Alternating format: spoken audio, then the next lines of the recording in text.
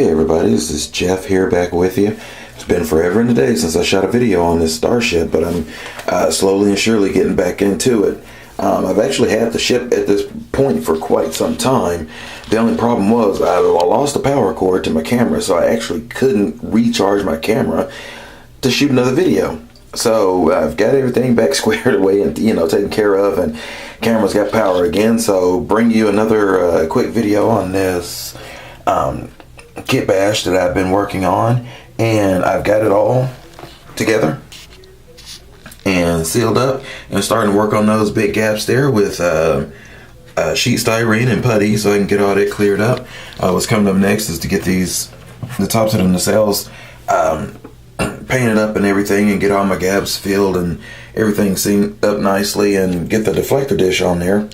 And then after that, it's just maybe a couple of things, neat mask on them, flatten out these lights, the marker lights, nav lights, and more like round those off back there in the back, because those are 5mm bulbs. I ran out of 3s.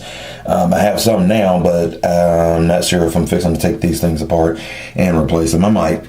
Not exactly sure yet, but flatten them out. And then I actually have a plan for them, what I'm gonna wind up doing. I might do on here, I'm not sure. Is once I flatten them out and paint over them, and then go in with a very small drill bit and then drill right in the center of where that would be at, so that it actually looks like it's just a pinprick of light that would come up through that, instead of this big bulb kind of sticking out of the top, which does go on several ships, but not exactly sure if I use it on that or not. But it is looking fairly well. All the blue lights coming down through there. What I'm going to do here now is go ahead and crank these lights off so we can see it in total darkness.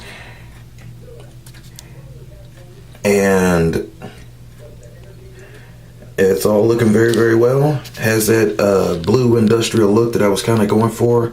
And I am, very much liking it. And since I did seal it up, there was one other thing that I did do. Well, a couple of things. First off, I'll talk about this deflector dish. I did have it where there was this big bump on the top that was going to raise up on the top and the bottom, or bump down on the bottom. But I took that off. I wanted it kind of flat, kind of like it was on the NX-01. 2, there used to be orange lighting inside of that deflector dish. That broke on me. And then I was kind of rethinking it as well, and I went ahead and went with a blue. That was during that time. Well, first off, Miranda class ships didn't have any kind of big deflector dish on the front like that anyhow. So just go ahead and make that blue and just kind of go from there. Like I said, I have a little bit more work if my camera will get in focus here. Oh, it's getting a little bit better. So. But, getting those parts, getting those blank spaces in between there cleared out. Like I said, I kind of took that cue from Star Trek Online on how you have the saucer of some of the ships with these huge top to bottom spaces in between, with void in there. I kind of thought that would look cool. So when you pull back and you see that, it just looks great. And then, of course, having those additional windows around the front, because, Miranda class starships didn't have all those, and I went ahead and put them on there because, this would kind of either be a late 24th century ship just using an old beat up design, or 23rd century that someone just went and they said, okay, we're fixing to go to town on this and give us a little bit additional space, because a lot of that will be in the back for living areas and stuff has been made into this big huge shuttle bay back there in the back, spanning all the way around, and you can't get, you got to put the people somewhere. So we want more windows. I like windows on ships, I just really do.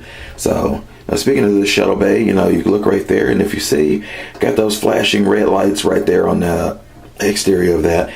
I just thought that would just look real cool, kind of denotating the fact that this is the one shuttle bay is actually open. There is no glass right there. There is no plastic right there that's keeping it in. So you can actually shove your finger on in that part of the ship, and it's open all the way through there. So the rest of them, of course, having to hold this with my hand here, but the rest of them have glass on them.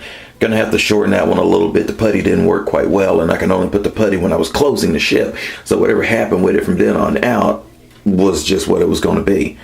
And of course you have them right there, just a little bit of work to go around it. And like I said, other than that, the model kit is coming along rather well. Still love that blue spotlighting that's going on with it. Now, the gap between this video and the previous one, go ahead and explain. I have been working on another model kit. It's a refit Enterprise, and I've been working on that as well, so I'm probably going to start posting on that. But as far as this ship goes, like I said, was just want to do another quick update. So here's another pass around, and again, this is Jeff telling everybody, those of you building models, keep on building them. Happy modeling, everybody, and enjoy the rest of your week. I look forward to talking to you here pretty soon.